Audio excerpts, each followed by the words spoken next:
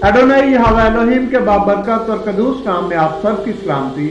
शरीयत के 613 अहकाम, आज उसका दूसरा सेशन है, दूसरा हिस्सा है जिसमें हम 613 अहकामात के हवाले से बात कर रहे हैं जो शरीयत के हैं, जो यहोवा के हैं।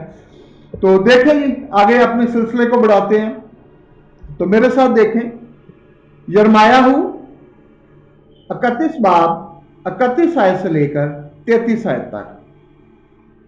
देख वो दिन आते हैं, यहोवा फरमाता है, जब मैं इस्राएल के घराने और यहूदा के घराने के साथ नया अहद बांधूंगा, उस अहद के मुताबिक नहीं जो मैंने उनके बाप दादा से किया जब मैंने उनकी दस्तगिरी की, ताकि उनको मुल्क मिस्र से निकाल लाऊं, और उन्होंने मेरे उस अहद को तोड़ा, अगरचे मैं उनका एडोनाई था, यहोवा फरमाता है।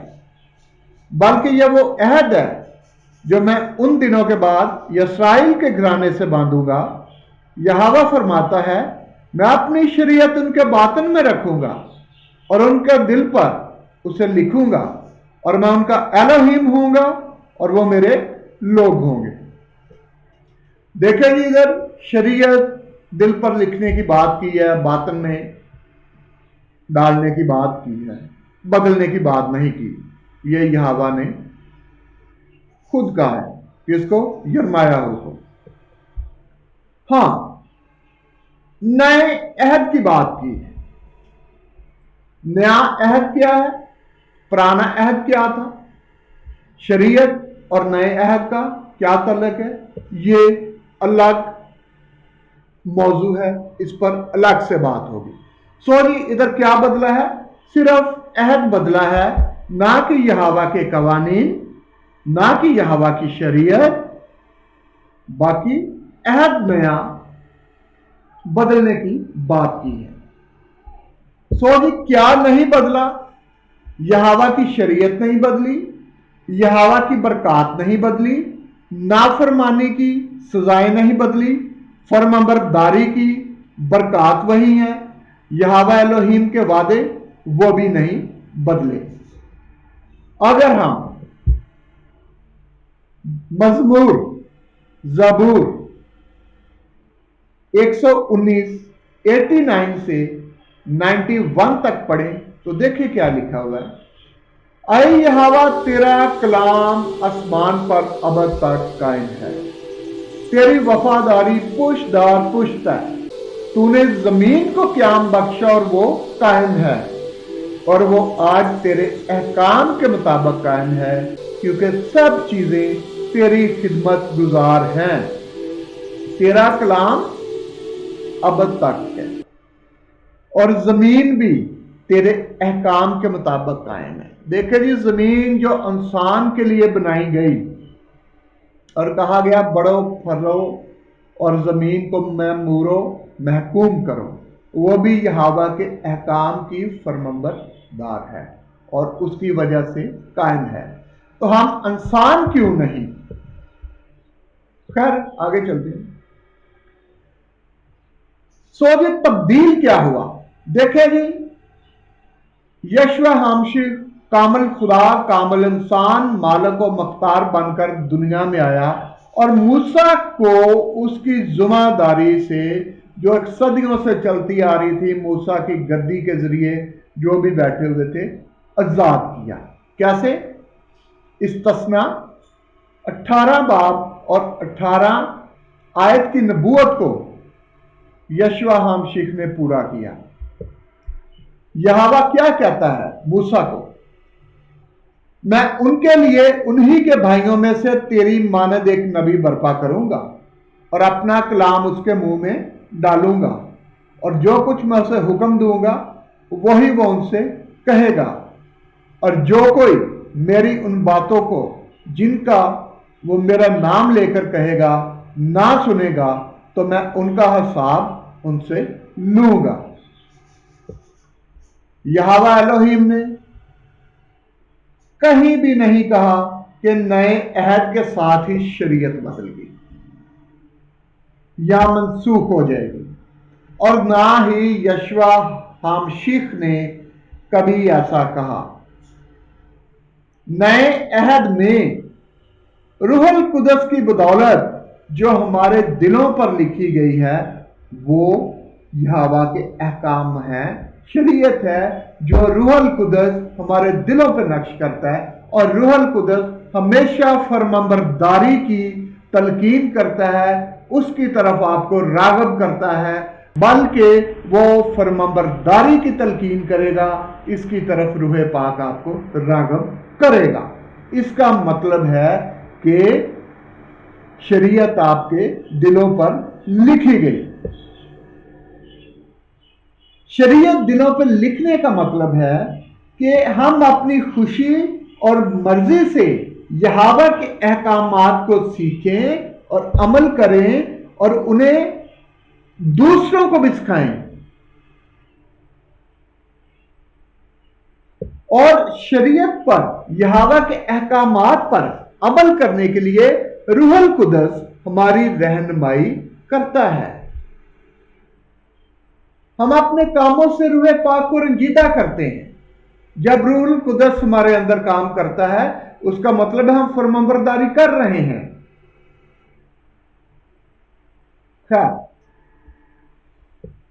मुकद्दस मत्ती की मार्फत लिखी गई इंजील 5 बाब 17 से 19 आयत तक।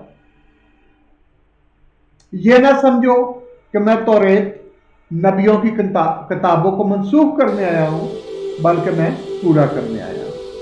मैं तुमसे सच कहता हूं, आसमान और जमीन टल जाएंगे, लेकिन एक नुक्ता या एक नविश्ता भी जो तौरेत से है हरगिज नहीं टलेगा। ये यशवा हामशी कह रहा है, मैं अपने पास से नहीं कह रहा, कलाम मुकद्दस कह रहा है। पर जो कोई इन छोटे से छोटे हुक्मों में से किसी भी एक को तोड़ेगा और यही आदमियों को सिखाएगा, वो यहोवा की बादशाही में सबसे छोटा कहलाएगा, लेकिन जो इन पर अमल करेगा और उनकी तालीम देगा वो यहोवा की बादशाही में सबसे बड़ा कहलाएगा।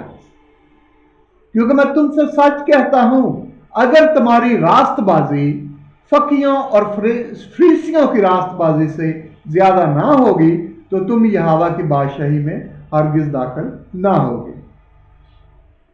फकीयों और फरीसियों की रास्तबाजी से ज्यादा रास्तबाजी चाहिए यहोवा की बादशाही में दाखिल होने के लिए, और वो शरीयत के पाबंद थे। यूहन्ना रसूल की मार्फत लिखी गई इंजील 14 बाब 15 आयत और 21 आयत में क्या लिखा है देख लें। अगर तुम मुझसे मोहब्बत रखते हो तो मेरे हुक्मों पर अमल करो। जिसके पास मेरे हुक्म है और वो उन पर अमल करता है वही मुझसे मोहब्बत रखता है।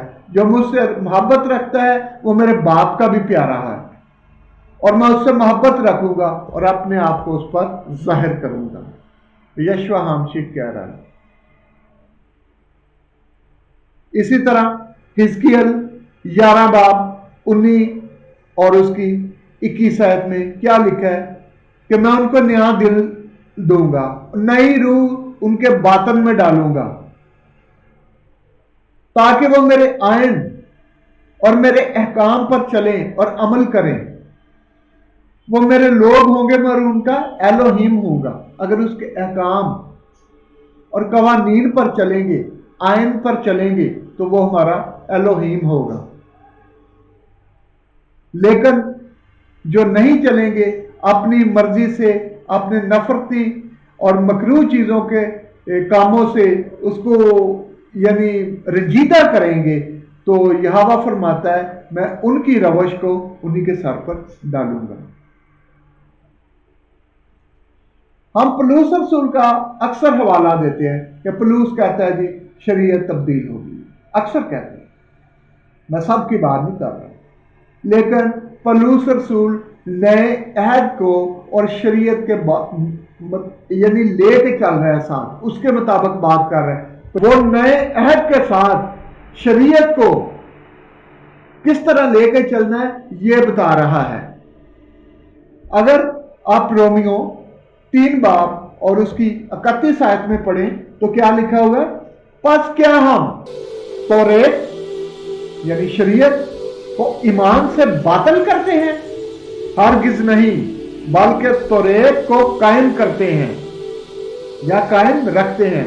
आपका अगर ईमान है तो शरीयत पर भी, अहकामात पर भी ईमान रखें, फिर आप अपना ईमान कामिल करते हो और इसको भी कायम रखते हो। सारी बाइबल मुकद्दस का मुतालिया कर लें, तहकीक कर लें।